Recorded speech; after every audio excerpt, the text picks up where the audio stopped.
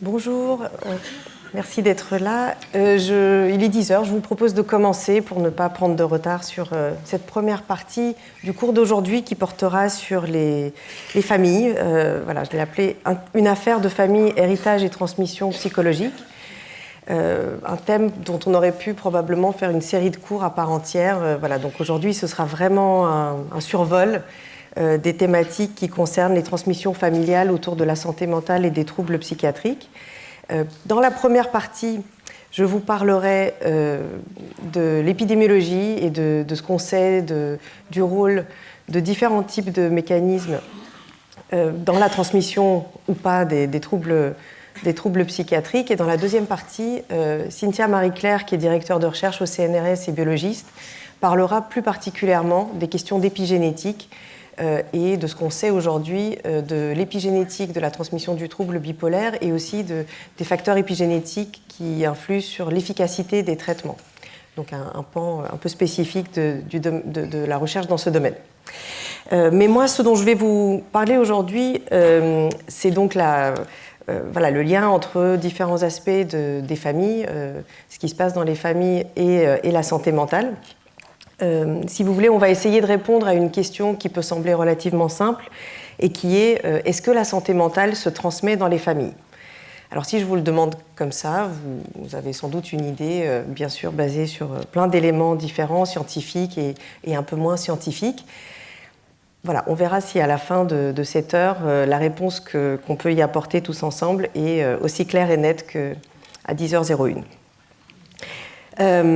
Donc, on va parler des antécédents familiaux des troubles psychiatriques, du rôle de la génétique en particulier, parce que beaucoup de recherches se sont centrées sur cette question, en particulier des facteurs génétiques impliqués au cours des dernières décennies.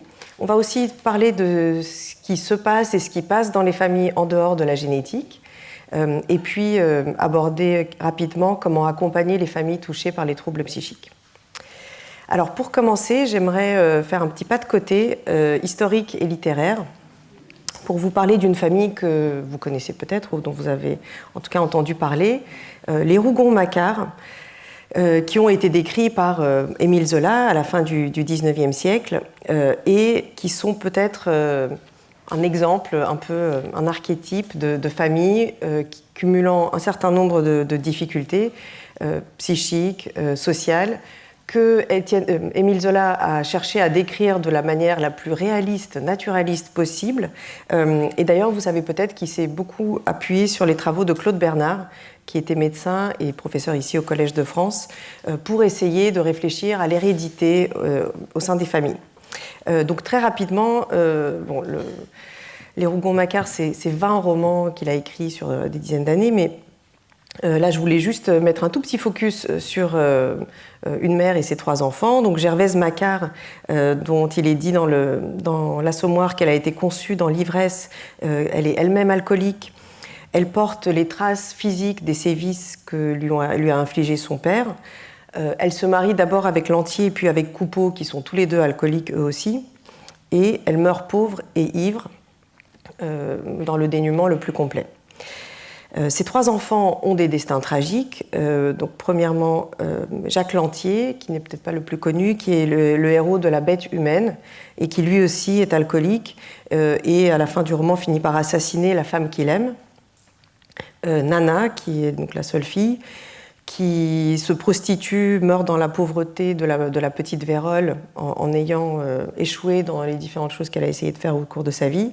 Et Étienne Lantier, qui est le héros de Germinal, qui est peut-être celui qui a le destin quand même le moins difficile, enfin le moins tragique, qui est notamment instigateur d'une grève de mineurs qui se solde par un échec, mais qui, d'après l'auteur, est d'emblée porte la folie de sa mère dans ses yeux. Donc c'est juste pour dire que là, évidemment, dans cette série de romans, Zola cherche à démontrer à quel point la maladie mentale, l'alcoolisme et la pauvreté se transmettent presque de manière automatique entre les différentes générations. Et d'ailleurs, ici, ce que j'ai représenté à gauche, à droite pour vous, c'est un espèce de tableau d'arbre généalogique qu'il a constitué pour montrer comment les différents membres de la famille des Rougon-Macquart sont liés entre eux et comment leurs traits, leurs caractéristiques se transmettent de manière héréditaire. Bon, c'était vraiment dans l'air du temps à la fin du XIXe siècle. Donc, la famille, ça peut être la transmission plus ou moins directe d'un certain nombre de difficultés. Alors, avant qu'on parle de science, je voudrais enchaîner sur un autre petit pas de côté et vous dire qu'il y a plein d'autres manières de représenter ce qu'est une famille et de réfléchir à ce qui se passe au sein des familles. Alors là, je voulais vous donner des exemples cinématographiques, mais juste pour essayer de un tout petit peu brosser le tableau de ce dont on va parler pendant l'heure. Donc, il y a des familles compliquées, mais dont finalement les membres s'aiment et se soutiennent, donc où il peut y avoir des difficultés, mais que le collectif arrive à surmonter. Alors, c'est une sélection très personnelle de films. Vraiment, je ne suis pas prof de cinéma, clairement, donc voilà, si vous voulez, on peut en discuter après, vous avez sûrement d'autres exemples. Voilà, mais moi j'ai choisi ceux-là. Donc dans les familles compliquées, voilà, il y a des films comme Un air de famille, Tellement proche ou À bord du Darjeeling limité. Il y a des familles qui sont très soudées et qui font face aux autres, y compris dans l'illégalité. Voilà, Le Parrain ou Parasite. Il y a des familles où il se passe des choses terribles, y compris l'inceste. Donc voilà, on pense à Festen de Thomas Wintergard. Et puis, il y a aussi des films qui montrent qu'en fait, on peut être une famille sans avoir de lien de sang. Et je pense notamment au film de Koreeda, notamment un des derniers qui s'appelle Une affaire de famille, où un homme, une femme, et une vieille dame, une jeune fille et un garçon vivent ensemble. Et on a l'impression pendant toute la première moitié du film qu'il s'agit d'une famille, jusqu'à ce qu'ils croisent une petite fille qui est maltraitée par ses parents, qui est dans le froid. Ils l'adoptent, ils font en sorte de l'accueillir auprès d'eux, donc ils vivent tous ensemble, jusqu'au moment où ils sont accusés de kidnapping et où les parents vont en prison parce que les liens du sang sont considérés comme étant plus forts.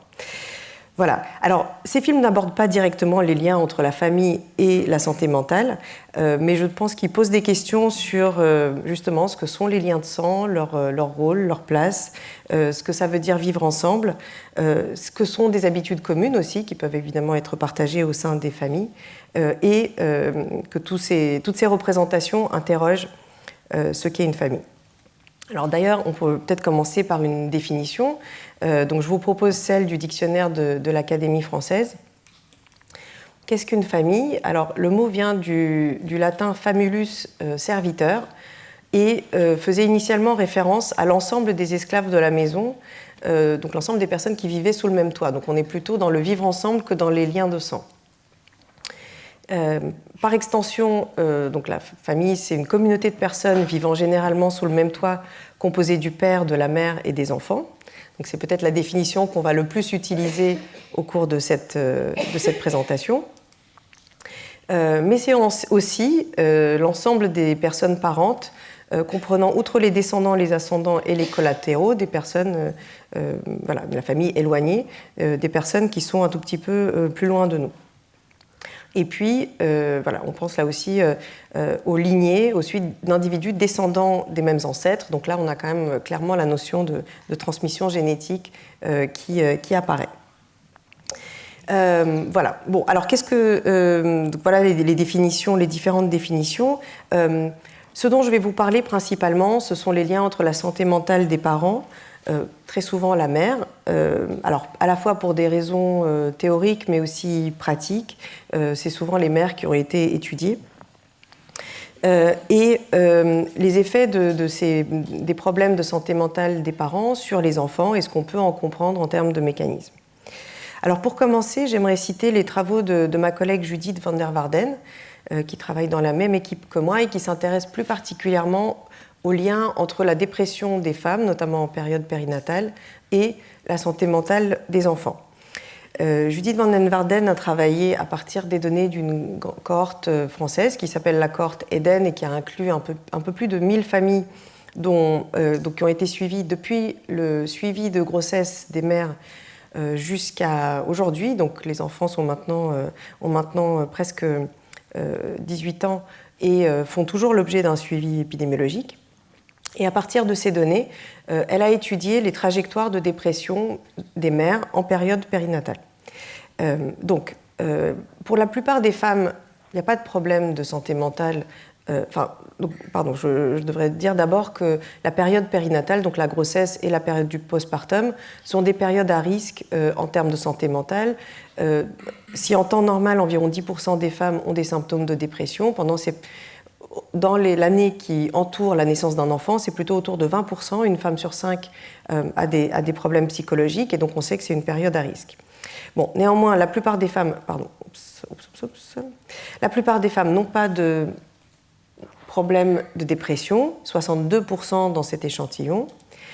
Et pour les autres, il peut y avoir des variations dans le temps. 3,6% des femmes ici dans cet échantillon, avaient des symptômes de dépression pendant la grossesse qui se sont ensuite estompés. 4,6% n'avaient pas de problème au cours de la grossesse, mais ont commencé à montrer des signes de dépression lorsque l'enfant avait environ entre 3 et 5 ans. Un groupe assez conséquent, presque un quart des femmes, avaient des symptômes de niveau intermédiaire, mais qui ne correspondaient pas à une dépression clinique. Donc, elles pouvaient connaître des fluctuations d'humeur qui sont considérées comme étant sous-cliniques. Et puis, un dernier groupe de 4,6% de femmes avaient, pour le coup, donc c'est la barre tout en haut, des symptômes de dépression importants et qui persistaient dans le temps. Donc, ces trajectoires de dépression maternelle ont été mises en relation avec le développement et la santé mentale des enfants. Et il y a différentes publications sur ce sujet, mais je voudrais juste vous montrer une d'entre elles, ici, qui montre que quand on compare les enfants dont la mère n'avait pas de symptômes de dépression à ceux dont la mère avait donc soit des symptômes pendant la grossesse, soit des symptômes plus tard de dépression plus tard au cours de la vie, des symptômes de niveau intermédiaire persistant ou des symptômes de niveau élevé persistant, on observe que donc, dans ce dernier groupe, les enfants ont plus de difficultés de santé mentale et de développement que dans les autres. Et c'est en particulier le cas pour les difficultés émotionnelles. Donc, voilà, je ne mentionne pas les autres résultats, mais ils vont plus ou moins dans le même sens. Mais là, ces résultats nous suggèrent qu'il y a quelque chose de l'ordre de la transmission entre les difficultés émotionnelles de la mère qui s'expriment sous forme de dépression et les difficultés émotionnelles de l'enfant, ici à l'âge de 5 ans. Donc, c'est des enfants qui sont encore très petits et dont la santé va évoluer au cours du temps.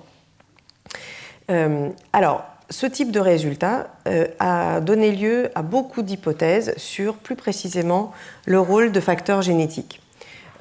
Parce que, voilà, une des premières choses qui se transmet dans les familles, évidemment, c'est la génétique. Alors, peut-être en préambule, ce qu'on peut dire, c'est que les questions relatives au rôle des facteurs génétiques sont faciles à conceptualiser, mais très, très difficiles à étudier. Et je pense que ma collègue ira un peu dans ce sens-là aussi tout à l'heure. Voilà, je vais essayer de vous démontrer tous les paradoxes en fait, et toutes les questions qui se posent autour de ces facteurs de transmission des marqueurs biologiques au sein des familles. Alors, la première difficulté, c'est que les troubles psychiques sont malgré tout assez rares et que pour identifier des familles au sein desquelles les troubles s'accumulent, il faut des échantillons très très importants. Donc on utilise ce qu'on appelle des études cas témoins, c'est-à-dire qu'on part de personnes qui sont malades et qu'on essaie de trouver des personnes qui ont les mêmes caractéristiques mais qui n'ont pas de troubles psychiques pour pouvoir comparer leur profil génétique et ensuite remonter à leurs ascendants et mieux comprendre donc ce qui a été transmis. Je vous laisse imaginer le nombre de personnes qu'il faut enquêter, recruter, pouvoir suivre dans le temps pour pouvoir faire ce type d'études.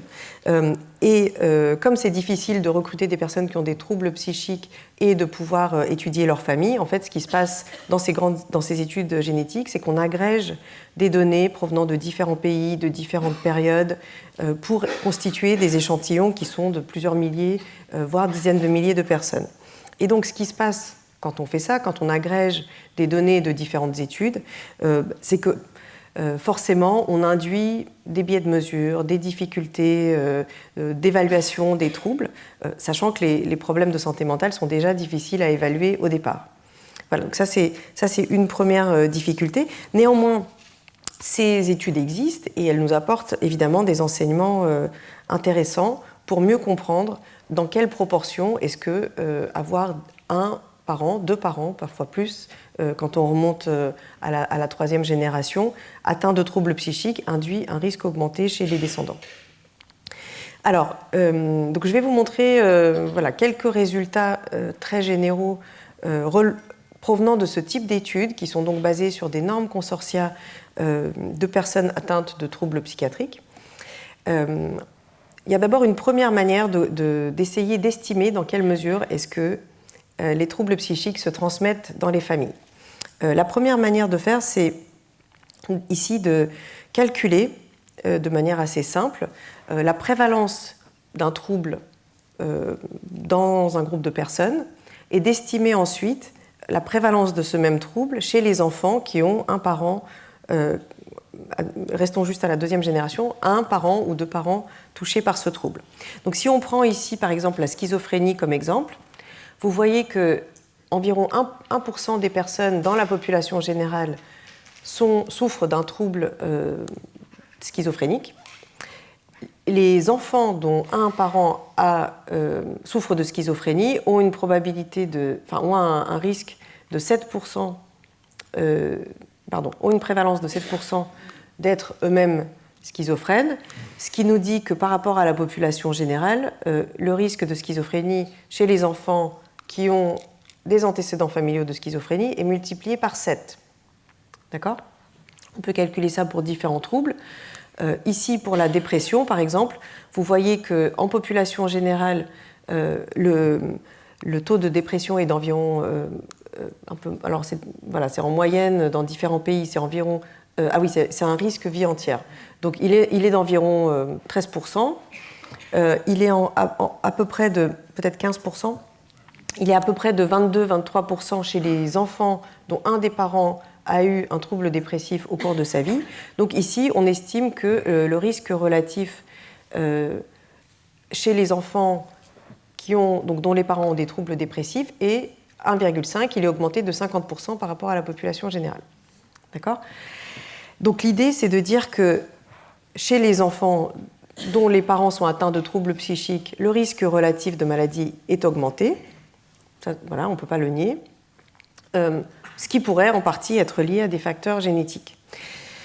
Alors, ce qu'on peut noter tout de suite, c'est que même pour les troubles sévères et relativement rares comme la schizophrénie, la transmission familiale est moindre que pour des maladies à simple hérédité mendélienne, puisqu'en moyenne, les enfants héritent 50% de leurs gènes de chacun des deux parents. Et donc, dans les maladies à simple transmission mendélienne, le risque, 50% des enfants d'une personne malade sont atteints de la même maladie.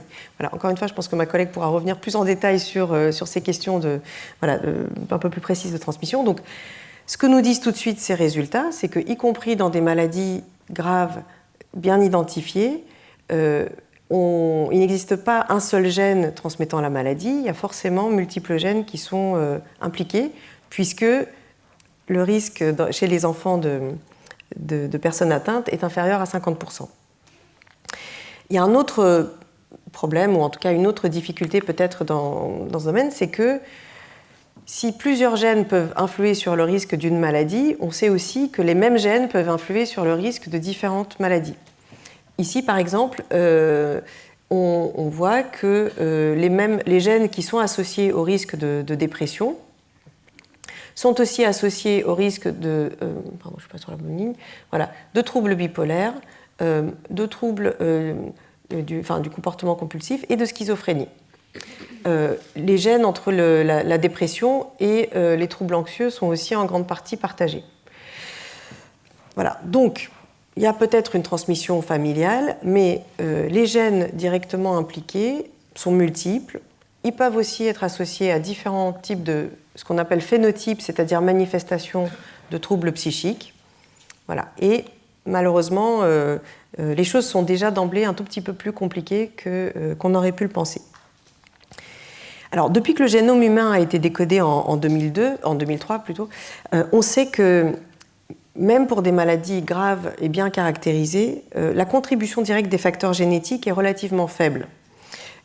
Donc, ceci, en tout cas, la contribution de chacun des gènes qui ont pu être identifiés, parce qu'il y en a quand même par exemple pour la schizophrénie, pour l'autisme, pour la dépression aussi, on sait qu'il existe certains types de facteurs génétiques qui peuvent augmenter le risque de maladie. Mais ils jouent un rôle relativement faible. Et donc, l'approche actuelle consiste à créer des scores de risque polygéniques qui agrègent multiples gènes à risque. Ces scores sont basés sur des études qui donc, séquencent le génome entier des personnes qui participent aux études et qui présentent des troubles psychiques. Alors, une des difficultés, c'est que différentes études ont calculé différents types de scores de risque polygéniques et en fait, ces scores de risque ne sont pas toujours répliqués d'une étude à l'autre. Donc là, c'est vraiment des recherches qui sont en cours et qui vont sans doute encore énormément évoluer avec le temps, mais qui pour l'instant n'ont pas donné de résultats suffisamment robustes pour pouvoir utiliser des scores de risque polygéniques pour prédire un risque de troubles psychiatriques et être utilisés en clinique ou dans la prévention. Parce que quand même, l'idée derrière, c'est peut-être aussi ça, c'est de pouvoir identifier des facteurs qui vont permettre de savoir à l'avance quel groupe de personnes peuvent un jour rencontrer des difficultés psychologiques. Moi, je dirais même, je ne sais pas si ma collègue sera d'accord avec moi, peut-être pas, que le séquençage du génome humain a aussi, d'une certaine manière, signifié la fin d'une époque où on pensait que la génétique allait entièrement expliquer les risques de troubles psychiques. Je ne sais pas si vous vous rappelez de cette période, mais on pensait que, en connaissant le génome humain de manière extensive, on allait pouvoir savoir qui présente quel gène. Bon, ce n'est pas complètement une idée qui a disparu, puisqu'il y a des entreprises commerciales qui vous proposent de séquencer votre génome et vous dire que votre probabilité de tel type de cancer, tel type de maladie est d'un certain niveau. Néanmoins, ce que nous a appris en fait toute cette période et ces très riches recherches sur la génétique, c'est qu'en fait, en deux mots, l'environnement joue un rôle plus important que ce qu'on pensait et beaucoup plus complexe aussi, et c'est ce dont parlera Cynthia Marie-Claire tout à l'heure, en évoquant plus spécifiquement l'épigénétique. Donc moi, je vais pas en parler parce que ça va un tout petit peu au-delà il y a des spécialistes pour ça, donc c'est super qu'elle soit avec nous. Mais en tout cas, le fait qu'on connaisse le génome humain nous dit aujourd'hui que oui, la transmission génétique joue un risque, mais elle joue peut-être un risque surtout, elle joue un risque pour déterminer une certaine forme de susceptibilité à la manière dont on réagit à un environnement qui se présente à nous ou auquel on participe évidemment, et pas directement le risque de maladie. Et d'ailleurs, c'est quelque chose qu'on voit de plus en plus apparaître dans les recherches et dans les publications scientifiques, c'est-à-dire qu'en fait, la génétique prédit une certaine forme de sensibilité à l'environnement, et ensuite, le fait de développer ou non des maladies, y compris au sein d'une famille où d'autres personnes ont des troubles psychiques, dépend aussi de ce qu'on appelle l'environnement, mais en fait l'environnement évidemment ce ne sont pas les expositions physico-chimiques, ce sont les événements de vie, les relations avec les autres et un certain nombre de conditions dans lesquelles on vit. Voilà, donc avant de passer à cette partie-là, je voulais quand même vous parler d'une autre manière. Donc pardon, si on essaie de déjà faire un tout petit point, est-ce que la santé mentale se transmet dans les familles ? Oui, mais c'est probablement pas uniquement au travers de marqueurs génétiques spécifiques. Il y a quand même une autre manière dont on essaie d'évaluer la transmission de choses communes aux familles en matière de santé mentale. C'est au travers d'une notion qui s'appelle l'héritabilité et qui est peut-être là aussi plus complexe qu'on ne le pense au premier abord. Alors, l'héritabilité, c'est l'idée que donc, ce qui se transmet dans les familles, c'est une certaine variabilité de risque. Alors, il s'agit plus concrètement d'études sur des familles et en particulier sur des jumeaux où on compare le risque de maladie entre des jumeaux monozygotes, des jumeaux dizygotes et parfois d'autres apparentés pour essayer de mieux comprendre les corrélations. Donc, c'est-à-dire les jumeaux monozygotes partagent 100% de leurs gènes et donc on s'attend à ce qu'ils aient les mêmes types de maladies, les mêmes types de comportements, si ces comportements et ces maladies sont entièrement génétiques. Tout ce qui peut être différent entre ces jumeaux est interprété comme reflétant le rôle de l'environnement. Donc ici, encore une fois, si on reprend l'exemple de la schizophrénie, vous voyez que la probabilité, donc si dans une paire de jumeaux monozygotes, si un des jumeaux est atteint de schizophrénie, la probabilité pour que le deuxième jumeau soit également atteint de schizophrénie est de 70%. Cette probabilité est de 25% chez des apparentés plus éloignés.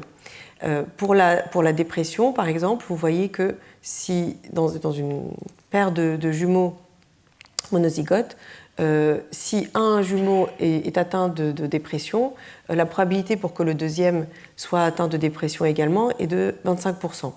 Donc, 28%. Donc, c'est ce qu'on appelle l'héritabilité. On estime que dans le cas de la schizophrénie, elle est d'environ 43%. Dans le cas de la dépression, elle est d'environ 28%. Mais il s'agit là non pas de la simple corrélation entre le risque d'un jumeau et le risque du second jumeau, mais de manière un tout petit peu plus complexe. La fraction de la variabilité de risque qui pourrait être attribuée à des facteurs génétiques ou environnementaux. Alors, ces études sont là aussi basées sur de très très gros échantillons de jumeaux, ce qui présente un certain nombre de challenges méthodologiques comme vous l'imaginez. Par exemple, beaucoup d'études dans ce domaine ont été menées dans les pays scandinaves où des registres des populations entières sont disponibles. Et voilà, vous voyez ici, par exemple, un exemple d'une étude qui a été menée donc, sur sur 10 000 paires de jumeaux suédois, et qui montre que quand on regarde le risque de... Alors ici, pour le coup, la transmission, l'héritabilité de la dépression est un peu plus élevée que ce que je vous ai indiqué, parce que les analyses sont un tout petit peu plus détaillées. Donc, par exemple, on estime que chez des jumeaux de sexe féminin, donc des couples de jumelles, l'héritabilité de la dépression est d'environ 44% quand il s'agit de jumeaux identiques et de 16% quand il s'agit de jumeaux dizygotes. Chez les hommes, cette fraction étant un tout petit peu plus faible. Mais là aussi, en fait, ce qui est important, c'est que on estime l'inné et l'acquis à partir de calculs statistiques assez complexes sur des variations de risque. Et en réalité, dans ces études, il est assez difficile de distinguer la part de ce qui est vraiment de l'héritabilité génétique et de l'environnement. Les dernières études en cours, et il y a sûrement des choses qui vont encore évoluer dans ce domaine et on va avoir de nouvelles connaissances, combinent en fait l'étude de l'héritabilité avec la recherche de gènes spécifiques qui se transmettent donc dans les familles et notamment entre jumeaux et qui peuvent expliquer une partie de l'augmentation du risque. Donc, ce qu'on voit à travers ces études, c'est que donc quand on voit que des jumeaux identiques qui partagent donc 100% de leurs gènes n'ont pas les mêmes risques de développer des maladies psychiques, on va conclure que ces différences entre ces jumeaux sont liées à des choses qui arrivent au cours de leur vie et à des facteurs environnementaux. Donc, dans l'ensemble, ces études nous disent que si les gènes ont un rôle, ils n'opèrent absolument pas seuls et que, de toute façon, leur rôle n'est pas entièrement déterminant. Ce qui veut dire aussi, en termes de santé publique et de prévention, que l'influence de ces marqueurs génétiques et de la transmission au sein des familles peut être contrecarrée. Pour terminer sur cette partie, j'aimerais vous mentionner une dernière étude très récente qui change un tout petit peu la focale sur la transmission familiale et qui nous amène à y réfléchir, à regarder les choses un tout petit peu différemment. Alors, il s'agit d'une étude danoise qui s'est appuyée sur des données de registre. Donc, comme je vous l'ai dit tout à l'heure, les pays scandinaves ont pour particularité d'avoir assigné à chaque citoyen, à chaque résident, un numéro d'identification unique qui est utilisé par multiples administrations. C'est un peu l'équivalent de notre numéro de sécurité sociale, mais il est utilisé beaucoup plus largement. Il est utilisé lorsqu'on va chez le médecin et qu'on a des soins qui sont ensuite remboursés, mais il est aussi utilisé pour s'inscrire à l'école, pour s'inscrire à l'université, par les employeurs lorsqu'on est embauché quelque part, par l'administration fiscale. Et donc, dans les pays scandinaves, on peut relier ces différentes bases de données entre elles et avoir des données sur l'ensemble de la population au travers de ces multiples registres et ces multiples sources d'informations. Donc, voilà, on dit parfois que le Danemark ou d'autres pays scandinaves sont un peu le paradis des épidémiologistes parce qu'on a énormément de données sur l'ensemble des populations, ce qui veut dire qu'on n'a pas les biais qui sont associés à la participation aux études. Et puis, les gens peuvent être suivis dans le temps, donc on a des informations très très riches. Donc ici, je vous présente une étude qui est basée sur des données de registres danoises recueillies entre 1970 et 2021, où les chercheurs ont pu rassembler des informations concernant plusieurs personnes d'une même famille. Parce qu'on peut, à partir de ce numéro d'identification, retrouver les parents, les enfants, les cousins, des personnes qui sont incluses. En passant en crible différents troubles psychiatriques, les résultats de cette étude montrent que, oui, avoir un proche qui a des troubles psychiques augmente le risque relatif d'être soi-même touché, mais en deux mots, que dans la plupart des cas, quand on se place à l'échelle de la population, les gens qui ont des troubles psychiques n'avaient pas d'antécédents familiaux de ces troubles. Okay, donc là, c'est vraiment une vision très très large, une vision populationnelle, qui nous dit un tout petit peu, qui nous donne un résultat un peu différent des études qui se centrent sur des personnes atteintes de troubles psychiques et qui vont remonter dans leur famille. Donc si on prend ici l'exemple de la dépression, vous voyez que ici, en fait, ce qu'on voit, c'est le risque de dépression au cours de la vie chez des personnes... la légende est ici. Chez des personnes qui n'ont donc pas d'antécédents familiaux de dépression, donc vous voyez que ce risque au cours de la vie est de 7%. En population générale, juste en dessous, il est d'environ 10%, si je ne me trompe pas. Ensuite, c'est 17-18% chez les personnes qui ont des apparentés du premier degré, donc des parents ou des frères et des sœurs qui sont touchés par la dépression. D'environ 15% chez les personnes qui ont des apparentés du second degré, donc des oncles et des tantes ou des demi-frères, des demi-sœurs qui sont touchés par la dépression, et puis environ 15% également chez les personnes qui ont des apparentés du troisième degré, donc des cousins qui sont touchés. Donc là, on voit bien ce que je vous ai montré initialement. Le risque relatif, si on compare ici les 7% aux 25%, on retombe bien sur ce que je vous ai montré initialement, c'est-à-dire une augmentation du risque relatif de dépression chez des personnes qui ont un parent touché par la dépression également. Cette étude montre également qu'environ 50% de l'héritabilité de la dépression est possiblement liée à la transmission familiale. Mais ce qu'elle montre également, et c'est ça qui est intéressant et original, c'est que, à l'inverse, parmi les personnes qui ont à un moment donné une dépression entre 1970 et 2021 au Danemark, 50% n'avaient pas de parents touchés par une dépression auparavant. D'accord ? Donc ce que les auteurs concluent de cette étude, c'est que oui, il y a une transmission familiale, mais il n'y a rien de déterminant dans la génétique. Et bien sûr, ce qui se passe dans nos vies en dehors de la génétique, et ce qui nous arrive, est une source de risque et de protection importante. Et surtout qu'en termes de santé publique, la prévention doit être pensée à l'échelle des populations et pas peut-être uniquement à l'échelle des groupes à risque.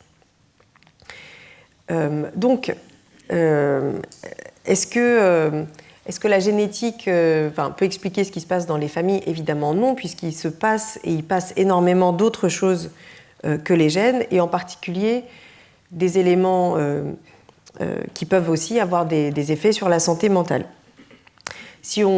Alors là aussi, je voulais commencer par un tout petit pas de côté pour montrer, par exemple, ici, évidemment, l'exemple type de la famille, c'est c'est peut-être la famille sainte. Et donc, voilà, on voit ici dans ce tableau, par exemple, l'absence d'interaction entre la mère et l'enfant. Ça, c'est quelque chose qui peut aussi être lié. Les interactions précoces, évidemment, jouent un rôle important. Les soins qu'on apporte aux enfants dès le plus jeune âge. Et puis, la famille, c'est aussi une institution, une organisation sociale. Les sciences sociales nous disent que la fonction des familles, c'est d'engendrer, de protéger, d'éduquer. Et il se transmet bien d'autres choses que les gènes, des ressources matérielles, culturelles, sociales, qui participent à la survie et à la réussite de notre descendance et dont on hérite en le sachant ou non, puisqu'il y a aussi beaucoup de choses qui se transmettent sans que l'on en ait complètement conscience.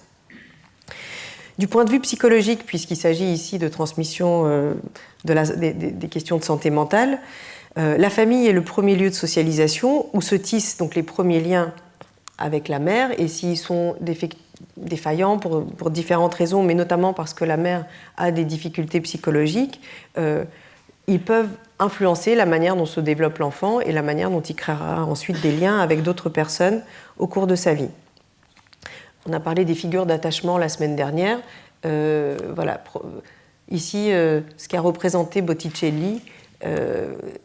Alors, on ne voit pas très bien comment réagit l'enfant, mais ce qu'on voit, c'est qu'il y a sans doute une difficulté d'interaction entre la mère et l'enfant, et il est possible que l'enfant, au bout d'un certain nombre d'appels ou de sollicitations de sa mère, si elle continue de ne pas réagir, se décourage et construise un attachement qui sera peut-être pas sécure et qui influera sur la manière dont il aura des relations avec d'autres personnes tout au long de la vie. Je ne suis évidemment pas du tout en train de dire que Jésus avait un attachement insécure, mais voilà. Enfin, en tout cas, peut-être que c'est ce que nous a suggéré Botticelli, mais là, il faudrait demander à un spécialiste d'art de la Renaissance.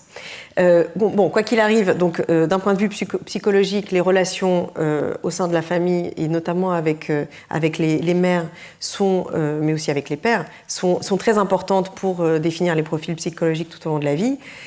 L'accueil reçu au sein de la famille, les relations qui se tissent avec les frères et sœurs aussi, influent sur nos perceptions du monde et la manière dont se structurent nos relations avec d'autres personnes. Et on aura l'occasion de revenir là-dessus dans un des cours qui suivra. Bien sûr, la famille comporte aussi des risques, notamment des risques de violence, mais ça aussi, j'aborderai pas ce sujet aujourd'hui puisqu'il s'agira d'en parler à un autre moment.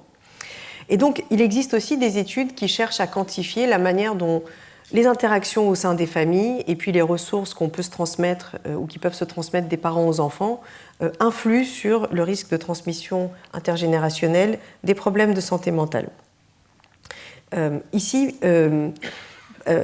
alors pourquoi ? Parce que la maladie mentale influe sur la manière dont les personnes sont à même de s'occuper d'elles-mêmes, leur capacité à travailler, mais aussi les ressources qu'elles peuvent mobiliser pour s'occuper de leurs enfants et la manière dont les enfants sont pris en charge et la manière dont elles sont capables, ce qu'elles arrivent à mobiliser pour protéger et éduquer.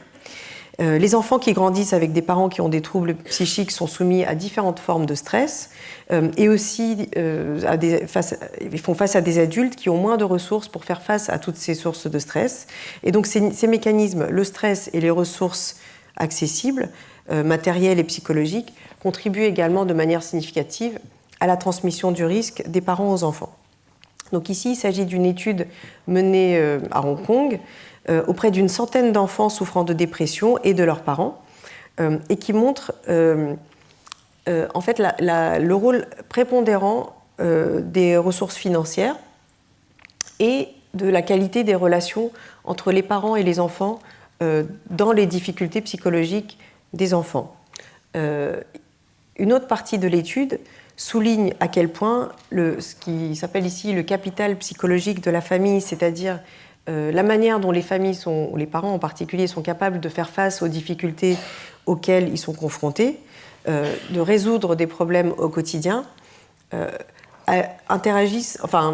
interfèrent aussi dans la qualité des relations entre les parents et les enfants, et in fine, ici, influe plus sur le risque de dépression des enfants que les symptômes de dépression des parents en tant que tels. Ou si on veut, l'influence des symptômes de dépression des parents sur le risque des enfants est en grande partie expliquée, en tout cas sur le plan statistique, par les difficultés financières, les difficultés relationnelles et la manière dont la qualité des relations sont impactées entre les parents et les enfants. Il se trouve que voilà, c'est une question sur laquelle moi j'ai eu l'occasion de travailler il y a quelques années avec des collègues basés en Grande-Bretagne qui ont étudié un peu plus de 1000 familles britanniques au long cours. Nous nous sommes intéressés aux effets de la santé mentale des femmes sur le risque de précarité alimentaire au sein de la famille. La précarité alimentaire, c'est une situation où, pour des raisons financières, on ne dispose pas on n'est pas en mesure d'acheter et d'organiser des repas équilibrés, variés, etc. pour soi et pour ses enfants. Il faut savoir qu'environ 10% des personnes sont touchées par la précarité alimentaire qui malheureusement n'a fait que s'aggraver depuis l'épidémie de Covid. Alors on a beaucoup étudié les liens entre la précarité alimentaire comme facteur de stress et la santé mentale des parents, mais ici nous on a pris un peu le contre-pied et on s'est demandé dans quelle mesure est-ce que dans des familles où la mère en particulier avait des problèmes avait des difficultés psychologiques au long cours, le risque de précarité alimentaire était augmenté. Et on a divisé l'échantillon entre personnes à revenus intermédiaires ou élevés, personnes à revenus faibles, et ce qu'on a observé, c'est que les familles où la mère avait des problèmes de dépression au long cours étaient surreprésentées parmi celles qui avaient à la fois des revenus limités et étaient en situation de précarité alimentaire. C'était le cas aussi des familles où les mères avaient des symptômes psychotiques et des familles où les mères avaient des problèmes avec l'alcool ou d'autres types de drogues. Donc ce que ça nous dit, c'est que la santé mentale des parents et des mères notamment est évidemment un facteur de risque de difficultés financières, de difficultés organisationnelles.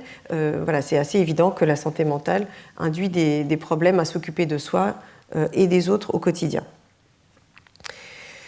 Alors, est-ce que, si je vous repose la question de ce qui se transmet dans les familles, est-ce que la santé mentale se transmet dans les familles je pense qu'on peut avoir une réponse qui est peut-être un tout petit peu plus nuancée que celle qu'on aurait eue d'emblée. Donc, peut-être oui en partie, mais est-ce que ça veut dire qu'on ne peut rien faire face à ça ? En fait, si, on peut faire des choses, et un certain nombre de recherches ont montré comment faire pour essayer de limiter, réduire la transmission intergénérationnelle des troubles psychiques. Alors, tout d'abord, soigner les femmes qui ont des troubles psychiques et améliore la santé mentale de leurs enfants. Ici, il s'agit d'une méta-analyse, c'est-à-dire d'une étude qui s'est appuyée sur de nombreuses études et qui a colligé les résultats de ces nombreuses études et qui montre que différentes formes de psychothérapie peuvent être efficaces pour diminuer les symptômes de dépression des femmes, si on reste sur cet exemple, mais aussi améliorer la santé mentale de leurs enfants. D'autres études ont montré que l'accès à d'autres formes de prise en charge, les thérapies familiales, certaines formes de psychoéducation et bien sûr aussi les antidépresseurs, s'ils sont prescrits pour des dépressions plus sévères ou plus durables, peuvent aussi avoir des effets positifs directement sur les enfants. Il y a une étude américaine, par exemple, qui s'appelle l'étude STAR*D, où des femmes atteintes de dépression ont reçu dans un essai randomisé différentes formes de traitements antidépresseurs et la santé mentale de leurs enfants s'est grandement améliorée par la suite et de manière relativement durable. Donc, soigner les mères, évidemment, les parents qui ont des troubles psychiques, c'est évidemment une bonne manière de prévenir la transmission des troubles à la génération suivante. Je voulais quand même signaler qu'il y a aussi d'autres types d'approches qui ont été évaluées, ou qui sont évaluées, beaucoup dans les pays anglo-saxons, mais aussi en partie en France. notamment tout ce qui relève du soutien à la parentalité. C'est un axe qui a été beaucoup développé dans la stratégie des 1000 premiers jours dont j'ai eu l'occasion de parler, et qui consiste par exemple à proposer des visites à domicile à des familles dont on pense, parce que les parents ont des antécédents de troubles psychiques par exemple, que les interactions avec l'enfant et le risque de santé mentale pour les enfants vont être augmentés au long cours. Il existe aussi, alors ça c'est une approche qui est moins développée en France mais qui existe dans d'autres pays, des programmes de soutien à la parentalité relativement formels qui, surtout dans nos sociétés où les parents se retrouvent parfois tout seuls, n'ont pas de famille ou de proches vers lesquels se tourner, auxquels se référer pour apprendre comment être parent, puisque ça ne s'invente pas et ce n'est pas forcément toujours d'emblée facile pour tout le monde. Donc il existe des programmes de soutien à la parentalité relativement formels, comme par exemple ici un programme australien qui s'appelle Triple P, Programme de parentalité positive, dont les bases sont cognitivo-comportementales et qui a été très très largement évalué, qui montre que donner aux parents des connaissances et des outils pour les aider à faire face à des comportements compliqués de la part de leurs enfants et renforcer leur estime d'eux-mêmes en tant que parents a des effets positifs sur le développement ultérieur des enfants. Je voudrais juste signaler le fait que une des limites de ces études sur le traitement proposé aux parents et les accompagnements à la parentalité, c'est que la plupart d'entre elles se sont centrées sur la période périnatale et on n'a pas beaucoup d'éléments pour savoir si et quel type de prise en charge plus tardive peuvent aussi permettre d'aider les enfants et enrayer le risque de problèmes psychologiques au long cours. Alors, au-delà des programmes qui se destinent directement aux parents, je voudrais aussi signaler des politiques qui sont favorables aux familles et qui peuvent aussi contribuer à améliorer la santé mentale des parents et du coup peut-être améliorer le devenir des enfants. Il s'agit notamment de tout ce qui relève des congés parentaux. Alors ici, c'est une étude menée par Émilie Courtin, qui est économiste à la London School of Tropical Hygiene, qui s'est basée aussi sur des données danoises, qui a montré que, parce qu'au Danemark, le congé parental est aujourd'hui de presque 1 an, mais en fait, il n'a pas toujours été aussi long, il y a eu des allongements progressifs, et elle a utilisé le fait que en 1984, ce congé est passé de 6 semaines, enfin a été allongé de 6 semaines, il est passé de 14 à 20 semaines en tout pour évaluer l'impact de cet allongement sur la santé mentale des parents. Alors c'est peut-être pas extrêmement... Enfin voilà, on voit peut-être pas très très bien la différence entre les différentes lignes, mais en gros ce que vous voyez c'est que dans les mois et dans les années qui suivent la naissance d'un enfant, les femmes qui ont bénéficié d'un congé parental plus long ont eu moins de risques de dépression que celles qui, à d'autres périodes, avaient connu un congé plus court. Et nous, en France, on a aussi étudié, donc ce qui nous dit que voilà, des conditions favorables. Alors évidemment, au Danemark, les congés parentaux sont rémunérés, donc les familles ont des ressources financières suffisantes pendant les premiers mois de la vie de leur enfant, pendant lesquels ils peuvent se consacrer à l'éducation et aux soins à cet enfant. En France, on a aussi des politiques familiales relativement généreuses et avec les collègues de la cohorte ELF, nous nous sommes plus particulièrement intéressés au rôle des congés paternité. J'ai beaucoup parlé des mères, mais on sait aujourd'hui que la santé mentale des pères est aussi un facteur de risque possible des problèmes de développement et de santé mentale des enfants. Et donc il existe de plus en plus de recherches qui se centrent, alors soit à la fois sur les mères et sur les pères, ou sur les pères en particulier. Et nous, ce qui nous a intéressé plus particulièrement, c'est dans quelle mesure est-ce que le fait d'avoir accès à un congé paternité pouvait être protecteur pour la santé mentale des pères. Parce que la santé mentale, enfin, les pères peuvent aussi connaître des symptômes de dépression ou des difficultés psychologiques dans les mois qui suivent la naissance de leur enfant. Et donc, en France, le congé paternité est aujourd'hui d'1 mois, mais il était de 15 jours au moment où on a étudié cette situation. Et on s'est aperçu, alors premièrement, qu'un tiers des pères ne prenaient pas de congé paternité à la naissance de leur enfant, mais que ceux qui le prenaient ou qui avaient l'intention de le prendre avaient, dans les mois qui suivaient la naissance de leur enfant, des risques de dépression réduits par rapport à ceux qui ne le prenaient pas. Vous voyez ici aussi que le fait que le père prenne un congé paternité n'était pas spécialement protecteur pour les mères. Il n'était peut-être même pas protecteur du tout. Ce qu'on ne comprend pas tout à fait et ce qui est peut-être lié au fait que malgré tout, les pères ont plus tendance à prendre un congé paternité quand leur femme rencontre une forme de fragilité ou de difficulté psychologique. Quoi qu'il en soit, puisque depuis 2022, le congé paternité a été allongé à 1 mois, nous allons bientôt avoir la possibilité d'étudier dans quelle mesure est-ce que cet allongement du congé paternité a des effets positifs sur la santé mentale des pères, mais aussi sur la santé mentale des enfants. Ici, dans la cohorte ELF, qui est une cohorte d'enfants suivis depuis 2011, on a aussi étudié, après cette étude, les liens entre le fait que le père prenne un congé paternité et l'acquisition du langage, le développement psychomoteur des enfants. Et on voit aussi des effets positifs, ce qui nous laisse penser que l'implication des pères et des pères en bonne santé mentale, évidemment, est importante pour l'ensemble de la famille, pour les femmes, mais aussi pour les enfants.